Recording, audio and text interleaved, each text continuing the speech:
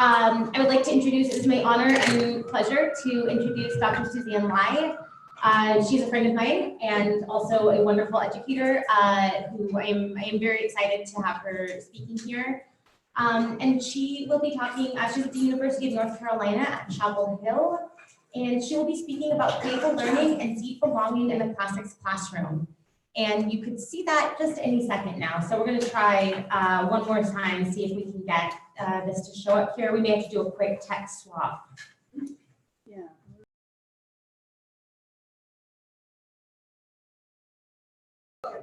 Okay, all right, there we go. All right, everybody, let's just get started.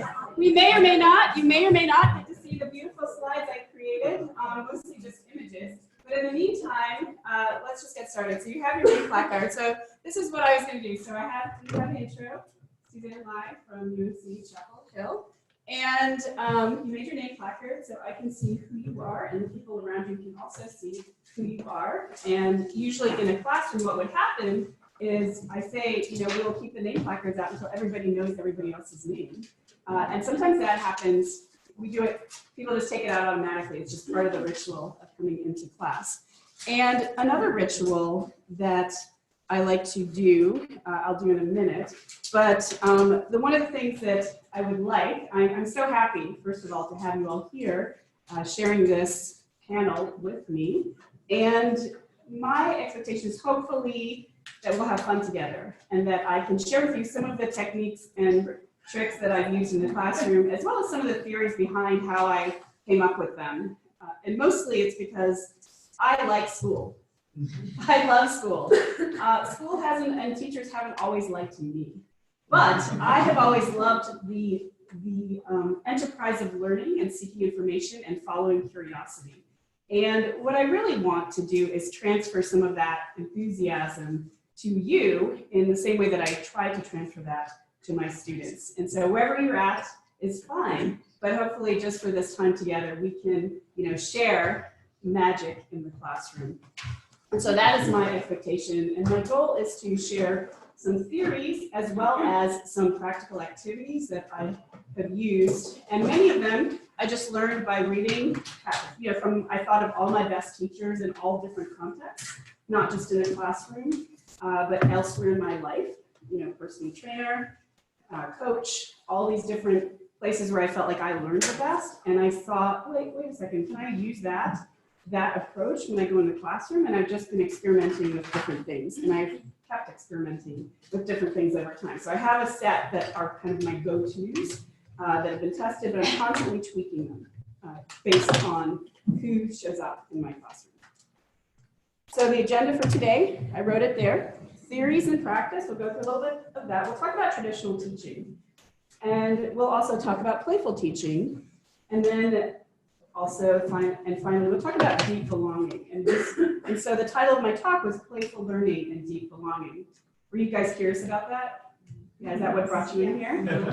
Yeah? Okay, well, I'll let you know what I think about those things, but you all came in with an impression about those things. And what I would like you to do is to write down really quickly just what that means to you, playful learning and deep belonging. Just quickly, take literally 10 seconds, like first thing in your head.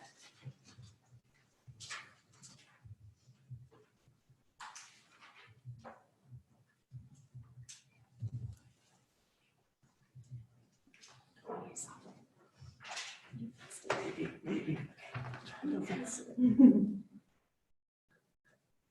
should be able to download the PowerPoint from that for his right there. That's what I'm doing.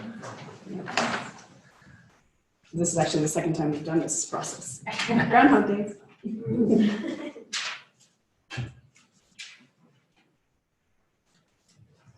I never rely on technology anymore, so I'm ready to go even if you don't have it. So.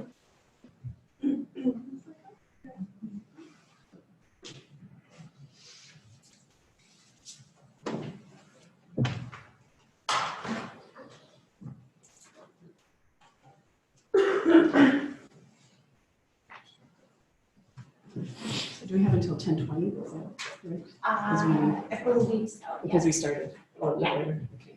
And we have a break in after Okay, I'll try to keep things. All right, you guys have that? So since things have calmed down here and they seem to have figured things out a little bit, I didn't want to do so.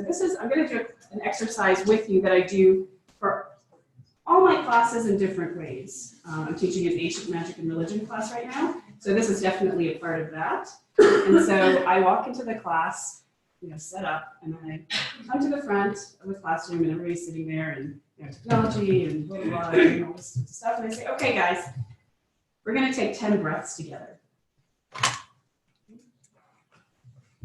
Thank you. Oh, ooh, this is cool. So here's my title page. I did it, so I just have to show it to you. Great. So those are images. Some are ancient, some are from my classes. All right, so we're going to do this 10 breath exercise. Can I turn down these lights? Yeah, I got you. That's all I'm going to do, and I'm not going to touch anything else besides the. I'm not going to touch anything. That's fine. Yeah. Okay. So 10 breath exercise, and I say the same thing every time. All right, guys, we're going to take 10 breaths. I'm going to ask you to close your eyes. Don't do it yet. Close your eyes. On the first breath, I want you to think about where you just were before you came here. That's the past. On the third breath, I want to think about where you need to be after we're together in this class. That's the future. On the fifth breath, I want you to start checking in with yourself and your own body and where you are right now. And in the present is where I want to meet you. And so for 5 breaths, I want you to think about, see what comes into your mind, or you can think about your breath moving through your body. You can think about different points in your body for those 5 breaths. And on the 10th breath, I want you to open your eyes. Okay, everybody ready? Okay, close your eyes, 10 breaths.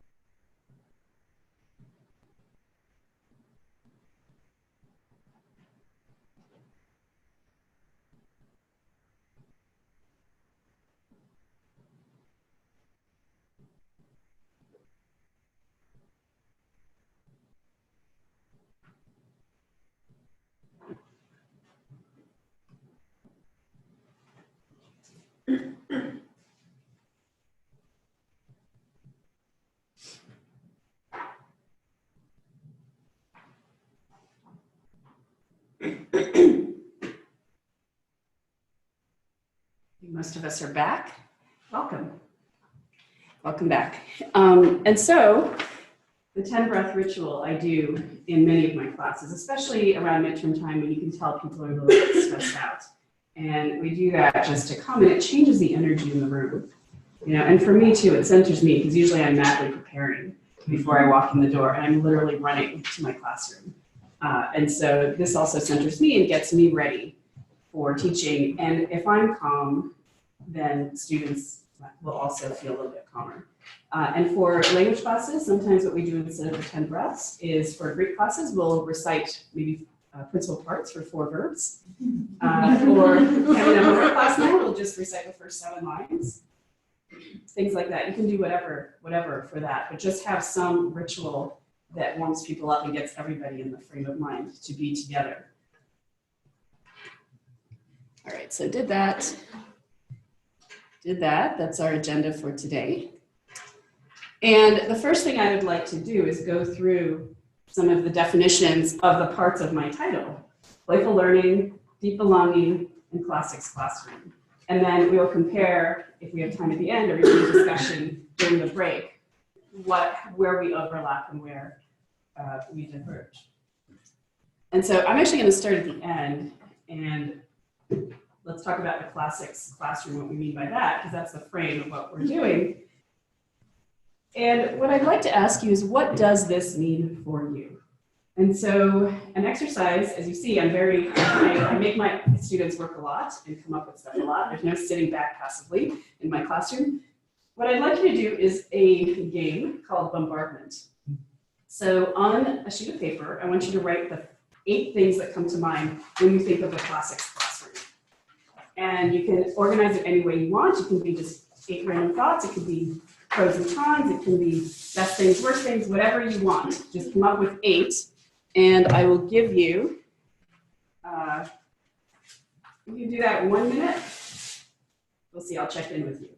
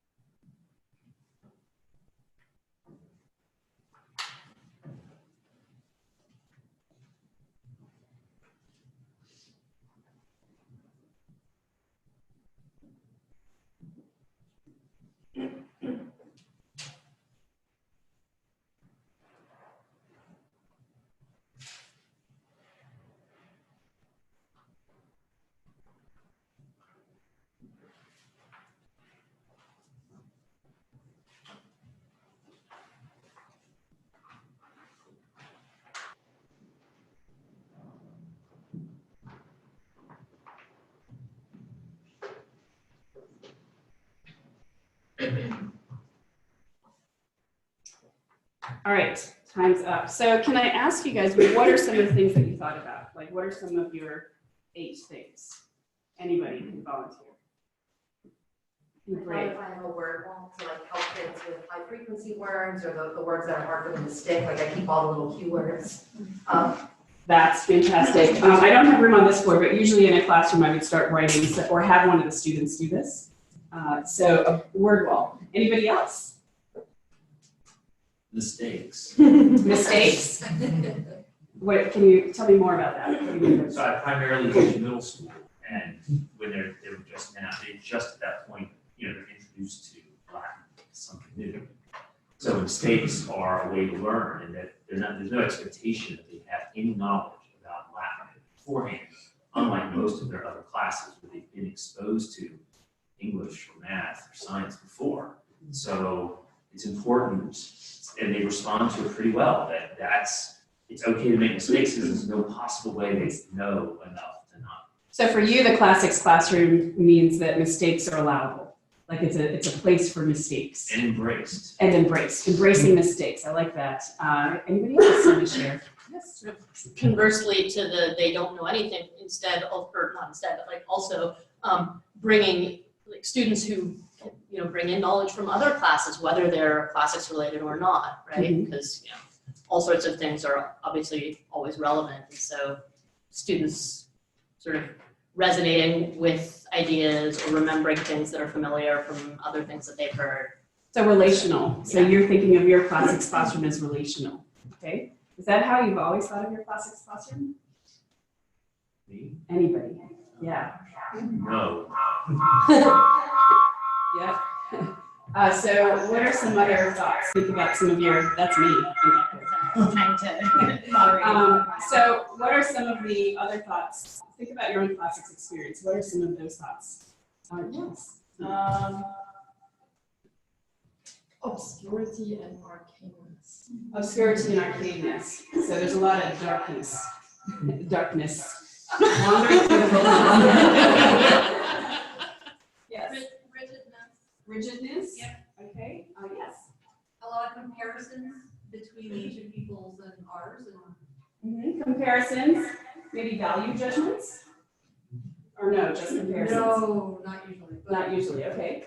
What else? Anybody else? Yes. I kind of value judgments as in judging one author as a classic or a great author, and Like canon? Latin, silver Latin. I see, yeah. Yeah, like even the adjectives, they have some value to them, gold versus silver. Yeah, did you have something? I wrote down long-term usefulness. Long-term usefulness, I utility. also teach middle school as well. I don't expect them all to become Cicero as they move forward, but I hope that as they get older, they can think back and be like, oh yeah, that was something about that was. So yes, utility and usefulness. Okay, anybody want to have one final one? All right, and so so everybody has slightly different thoughts about it. I love hearing what the newer perspective, like the newer classroom is sounding like, because I would say like most people, if you ask them what a classics classroom, you know, the obscurity, the arcainess, utility, these are the messages often that students that we got potentially when we were learning those languages.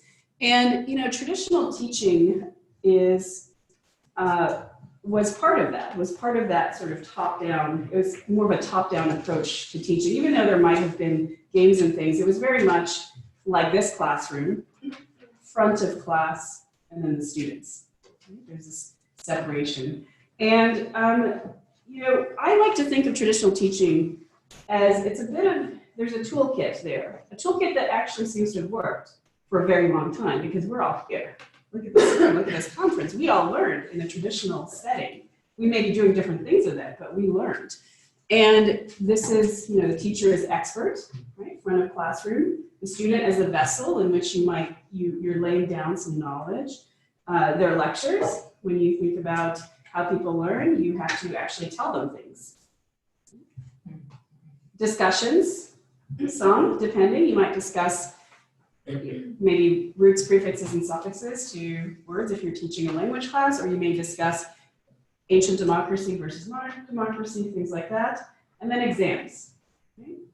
Lots and lots of exams. Quizzing, midterm, final, that sort of thing. And often, if you read anything about modern pedagogy, this model is seen as the worst model for learning. Right?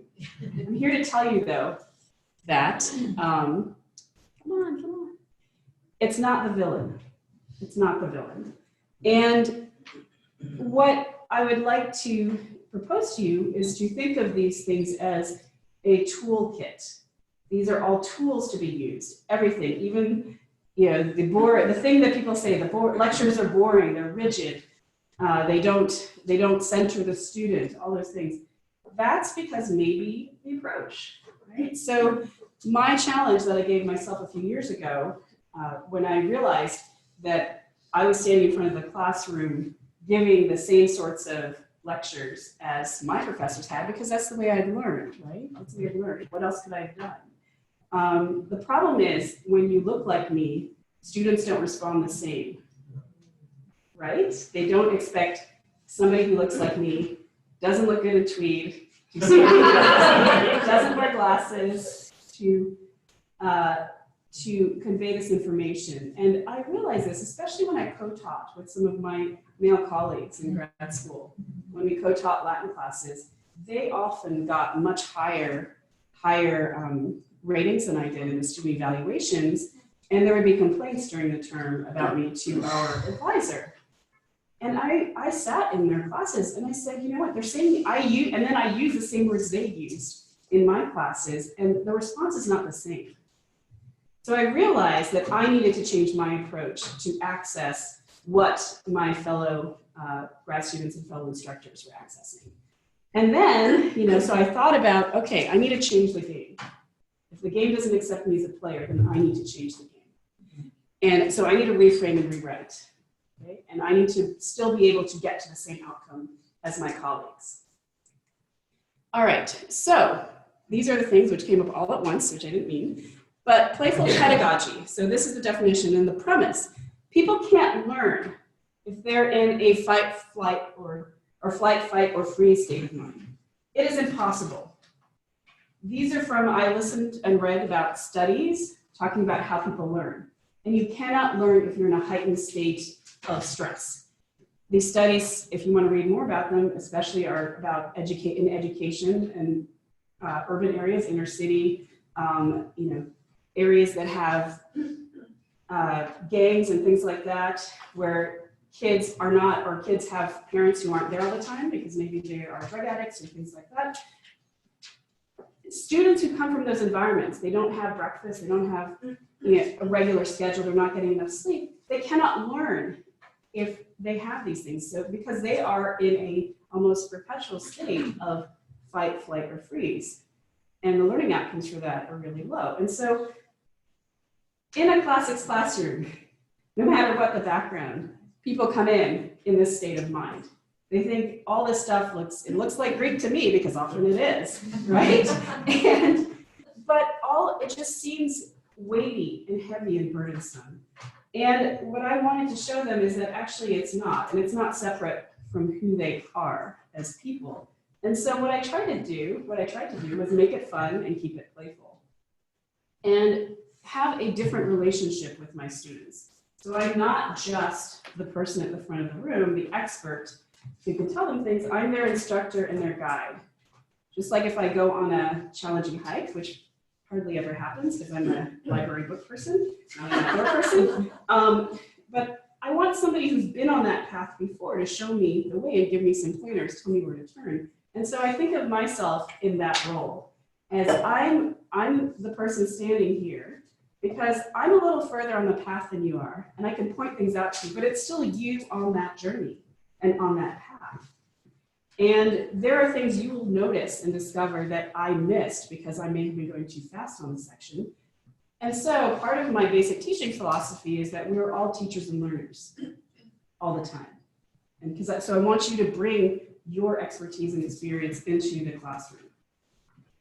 Okay? And so the reason for this, the reason for maybe flattening out this hierarchy that exists, so instead of being a vertical, it's more of a horizontal, is that I wanted to create a better sense of, to foster deep learning and belonging. Because to get deep learning, I realized that you need to create spaces where people feel like they belong and they can express themselves. Okay, so going to Brene Brown, if any of you have heard of her, amazing. So would anybody like to read that first quote? Please. True belonging is a spiritual practice of believing in and belonging to yourself so deeply that you can share your most authentic self with the world and find sacredness in both being a part of something and standing alone in the wilderness. So you get that? So you're trying to find your authentic selves. And most of our students don't actually know what that is. They're still in a state of exploration, which frankly I am too. And so, I think we all are. So recognizing that in each other. And then can somebody read the second quote? Loudly, please, yes. Fitting in is about assessing a situation and becoming who you need to be accepted. Belonging, on the other hand, doesn't require us to change who we are. It requires us to be who we are. Right. So what I want people to know is that they belong here.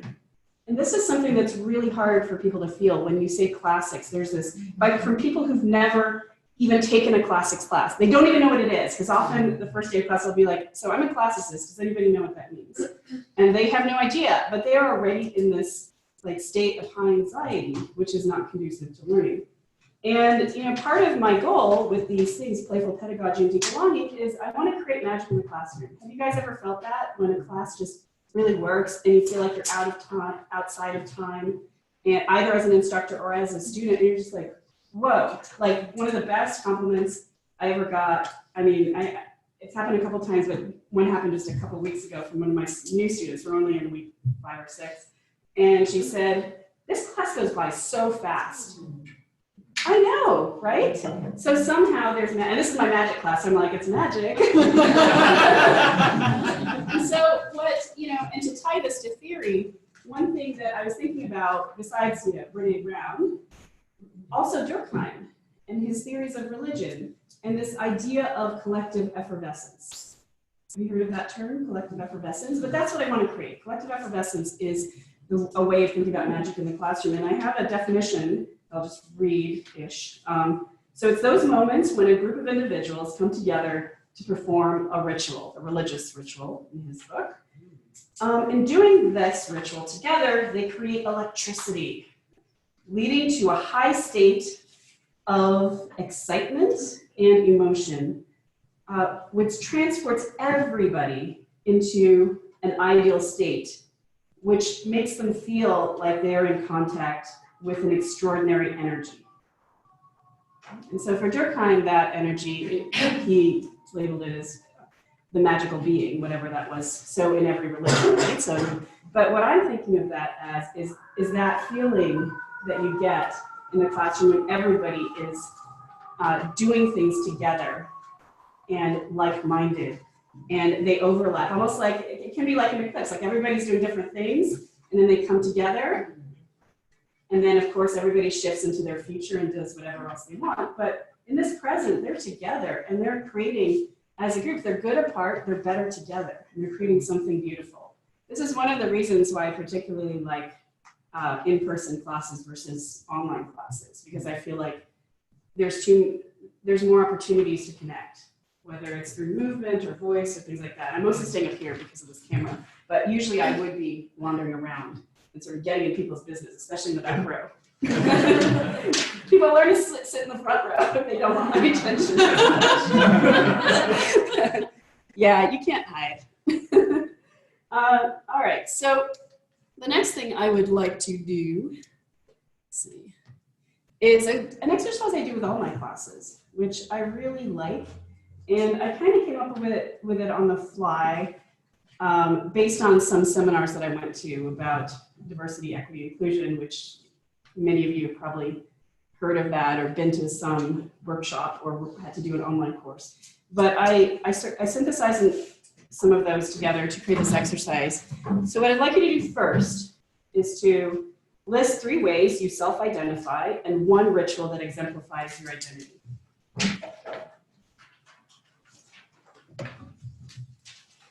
I'll give you a minute to do so.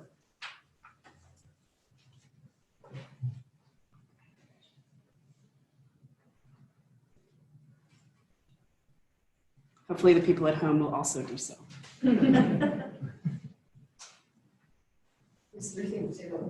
It's up here. 3 ways you self-identify and 1 ritual that exemplifies your identity.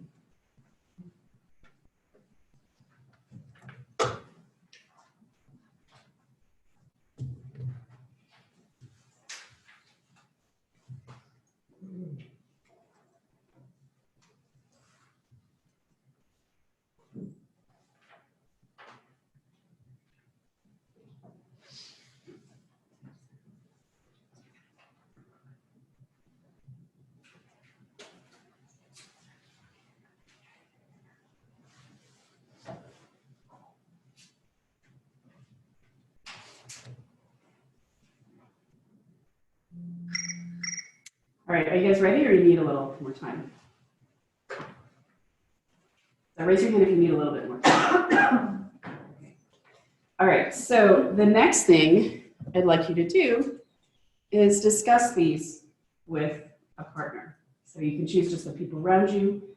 Usually I do that because it can feel a little bit safer for students, because people who sit in the same part of the room are like front of the room people or side of the room people or back of the room people. And so, you know, building that comfort level. So go ahead and do this with your neighbor. And I'll give you 3 minutes.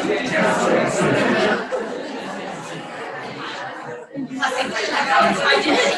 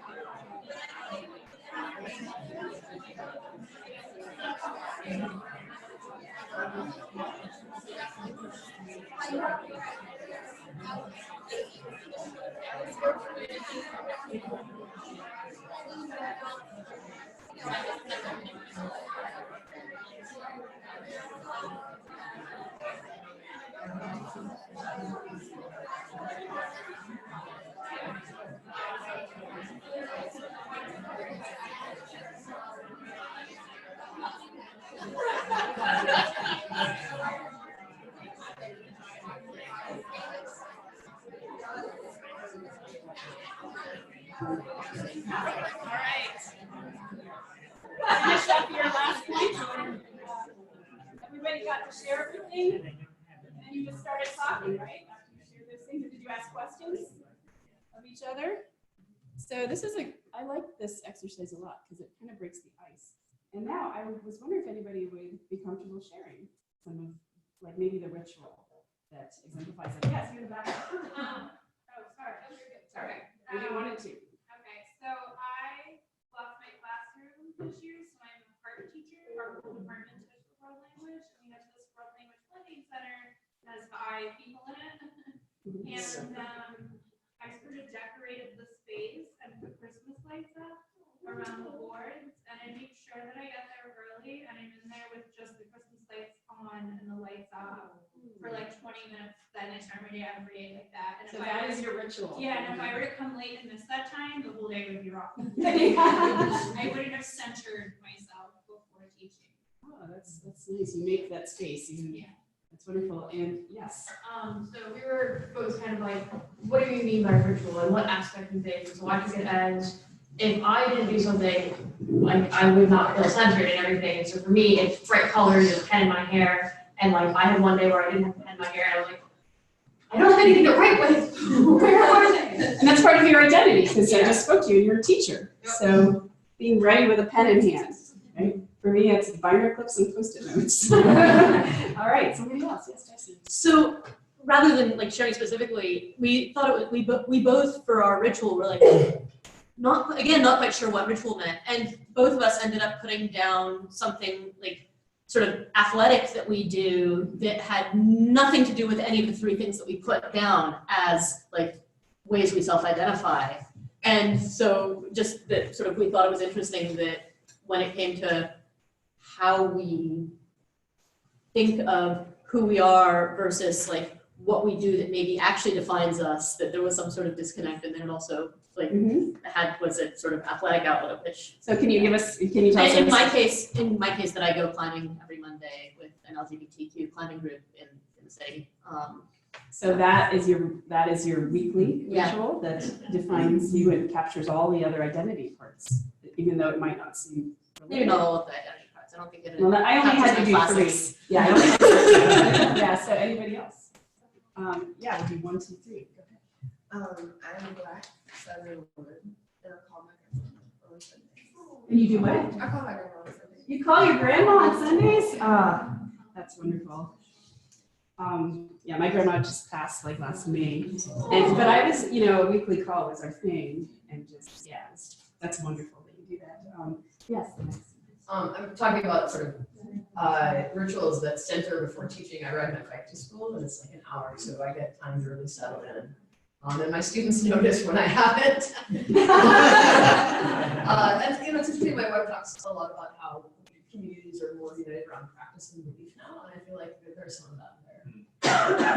Yeah, and you bring up a good point, like where we are in our frame of mind and our personal development, that has an effect on the world around us, including our students.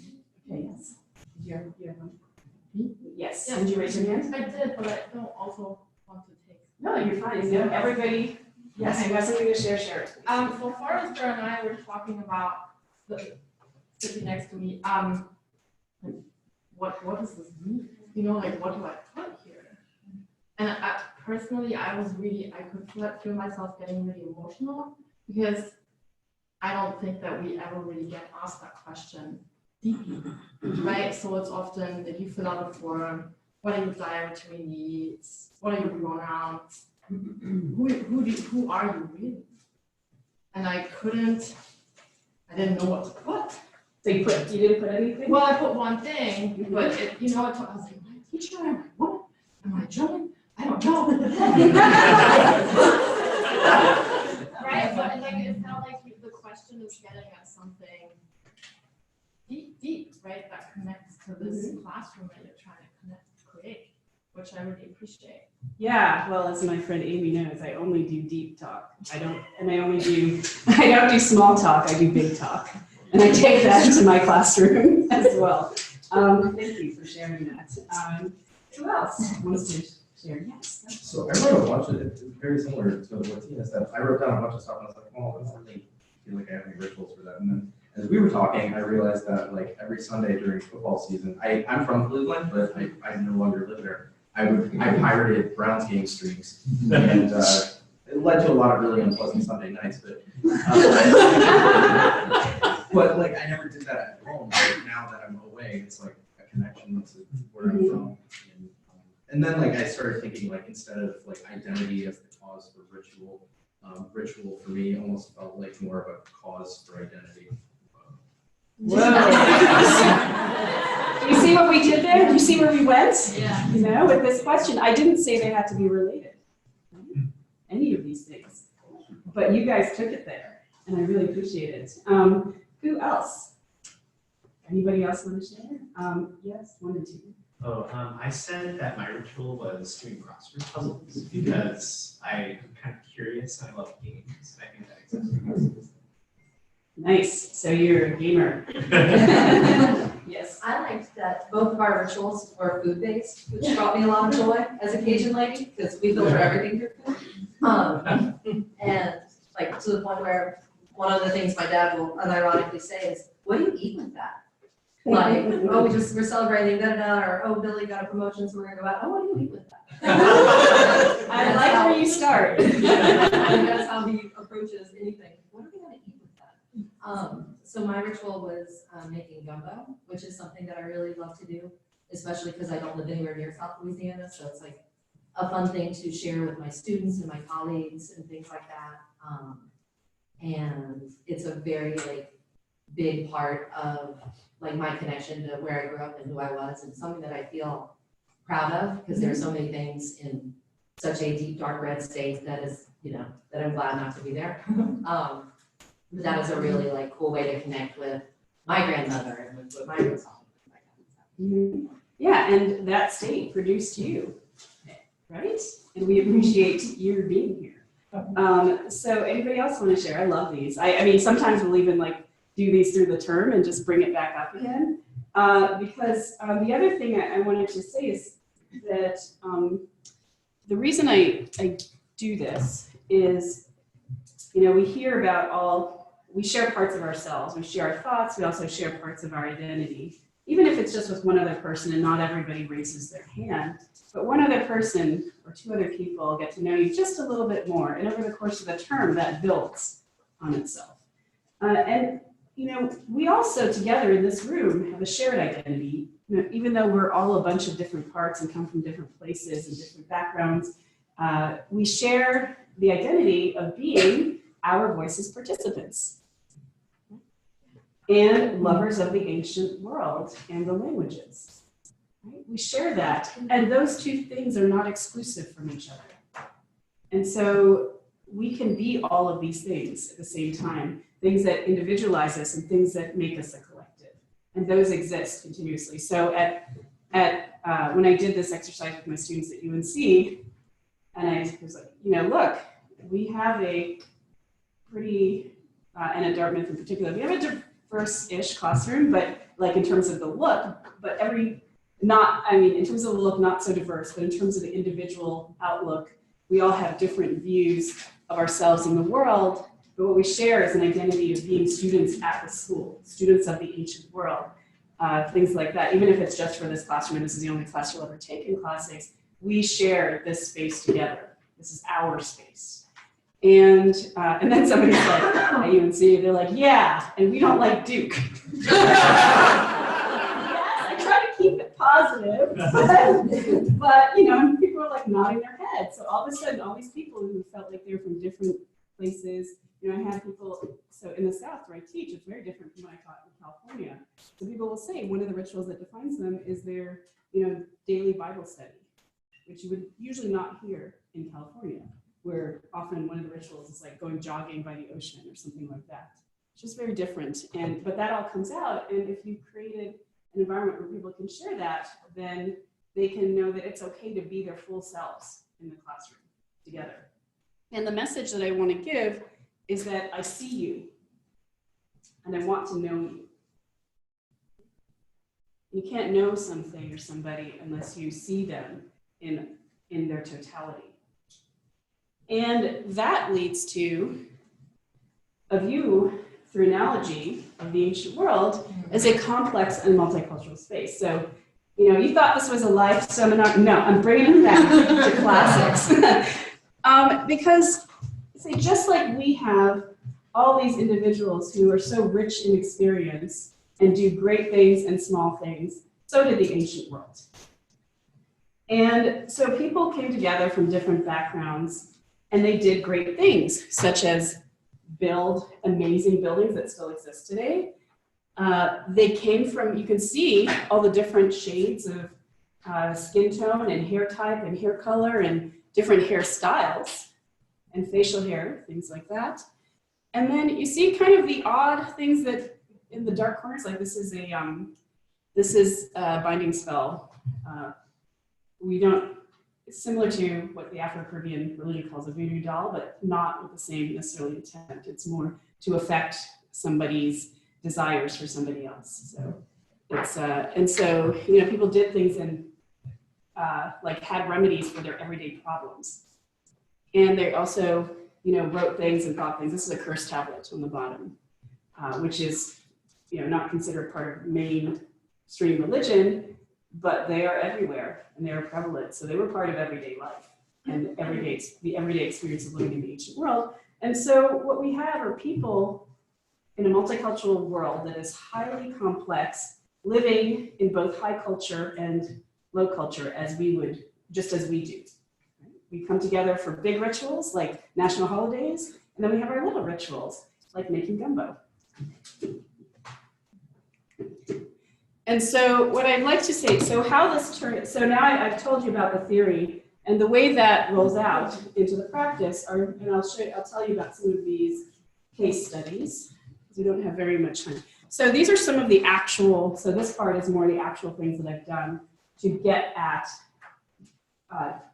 convincing people that they belong in the Classics classroom. So if they come in the door, I want them to feel like this is their home. So collaborative learning, I do a lot of small group work, just like we were doing, a lot of things like that. So it's rare that I will just stand up here. Sometimes I just have to tell them things. And they like it, and I try to make it entertaining, because it is kind of performative. It's a performative endeavor. But I break it up with having students read, having students write things down, and then lecturing off of things that come up. And so collaborative learning, so this is just from yesterday, my students were reading some lines of Homer together. And what I did is I assigned different passages to different groups. And I have different formats for having them read and translate to each other and switch and read and translate, and it's timed. So there's this element of speed dating, like you're meeting different partners to translate together. One thing I just introduced to a class this term is game-based learning with video games. I've always done game-based learning with games. And what that involves is sometimes I'll have students make games for how to learn the grammar better. And then those students who make the game learn it really well, right? So that's a tricky way of getting students to learn, is to say, well, actually, you're not learning it just for the test. You're learning it to make a game that we can all play. And then we'll play the game together. And they become the instructors and the experts in the classroom. And so this term I've actually introduced Assassin's Creed Odyssey and Origins. I'm not a gamer at all, but my students really are. I think they're digital natives. And so they have this mode called Discovery Mode, which is not the game, it's just the world. And you can explore it and go on tours of different things like perfume making, silver mines, temples, and so the whole world that they created for the video game, they've now stripped it of time pressure and assassins actually trying to kill you. And they've made it so you can just wander around. You can go swimming in the Mediterranean. You can call a horse and jump on a horse and ride around, and you meet people. You could go to the market, things like that. So the Discovery Mode, it's only, if you have a PC with the right tools, it's only $20 for that mode alone. So it's, and then the game itself is more expensive than that if you want the whole thing. But if you have the game, it also has the Discovery Mode. So Odyssey is ancient Greece during the Peloponnesian War, and Origins is ancient Egypt. And so I started to use that. So I've started to give assignments like scavenger hunts through the game world, trying to give them an impression of scale. Because one thing that's really hard that I didn't even know until I went to Greece when I was in grad school was I didn't know how far Sparta was from the sea. You know, I didn't know these things about, just because I'm not very good spatially in the real world, you know, like thinking about where things are. I'm really good with landmarks, but not directionally. So in a game, they get a sense for, oh, that statue was actually really tall, not just in the picture size, it looks the same as an amulet, which was really small. And this one here, I do small group discussions and class presentations. So all my classes have a lot of small group discussions, and then groups will get up and present at the board. Usually 5 minutes. Sometimes these will be planned in advance, and sometimes it'll just be on the spot. So people learn how to prepare a presentation as well as do an improvised presentation. And you see them getting better over time because they know that that's the expectation, and they have an audience that's a gentle audience, and everybody's doing it. So it feels more and more comfortable to them. And you can see people start to become braver in volunteering. And then finally, all my classes, I have a group project now. It's just, and so lately I've been working with maker spaces. And so for an ancient magic and religion class that the one I'm teaching now, when I taught it, I'm still teaching it as a maker class, but at Dartmouth, I had them make 2 objects related to ancient religion or magic from different media. And so they made that box in the wood shop, and then they made some araboloi in the ceramics workshop, and they had to paint them. And then and then they did a presentation on it. So they did this brochure and this video. And if you go to my academia page, I have a section, I don't know if any of you are on academia.edu, but I have a section on my page that's called Pedagogy, and it has links to some of my student projects, which include videos, cartoons, and has images of different things. Like some people went to the metal shop and made amulets and jewelry and things like that. And it's a really good way to get people to learn and do research without it seeming like learning or doing research. And so, because they have to, when they give a presentation, they have to say, why did they decide these 2 media? And what were the traditional media? You know, what were the traditional media, and why did they make the choice? So not everybody can use a 3D printer, but if they do, then they have to explain, well, the ancients didn't have this, but we do. But they have a technology that we didn't have, so they have to do all of that. All right, and so I have 2 minutes left. So these are some of the case studies, and then I didn't know how long that would all take. And so, you know, we don't have as much time to play games, but some of the activities I do, which you can find online, think, pair, share, have you heard of that, or write, pair, share? But I do it in like a million different ways. So one way I do it is 3 takeaways, where for a reading, or even a passage in the textbook, if I have everybody read the same passage, I'll say, okay, in your group, or each of you do a separate part of a reading or passage, and what are the 3 takeaways from that passage? And then they share it among the group. And then that group may go to another group and they share, and they have to consolidate down until they get to 3 overall takeaways for the entire piece. So it's like a constant negotiation and fine-tuning their thoughts about things. I do board games, as I said, and video games. I do like bingo and Jeopardy, which are easy to do online. And I do the speed dating, which I talked about. And sometimes the speed dating, and I'll time it to be like 3 minutes, and then when you switch, it's 2 minutes, and then when you switch, it's 1 minute. And you have to do the same thing under those conditions. For translating passages, I'll do slightly longer, depending on the length of the passage. And generally, what I would like to see is lots of laughter and fun. You know, the noise of you guys doing that activity, I like hearing that, because you hear people laughing, and then, you know, when we're reading the text together, some of you are like, hey, I just noticed a formulaic line that, thank goodness I didn't have to look up all those words again. You know, and then everybody's like, oh man, yeah, and then there's a lot of laughter and fun. And I teach them how to communicate and listen. And that's what speed dating does, is because only one person can talk at a time. To the other person, what they're practicing is listening quietly, not saying a word while somebody speaks. And so I'm training them how to hopefully be better listeners. And then I require them during those sorts of games to, after they've listened, they have to do what I call amplification and mirroring, which means that they have to, before they say anything, they have to refer to something somebody else said, or repeat the thing that was just said in their own words before making their point. So they make the connection. They're not just projecting and then sitting back. You know, so we are all in a connected network of learners together and doing great things so that we can create magic in the classroom. And the other thing I do at least once a week, which I'll have you guys do as well, is an exit ticket, which for me is a takeaway questions. And so if you guys could write this down, even for yourself, I can give you paper, or you can, you know, or at some point during the day, you can write this down about the whole conference and give that feedback to me or to the conference organizers. And so that is all I have for you. Thank you so much for being here.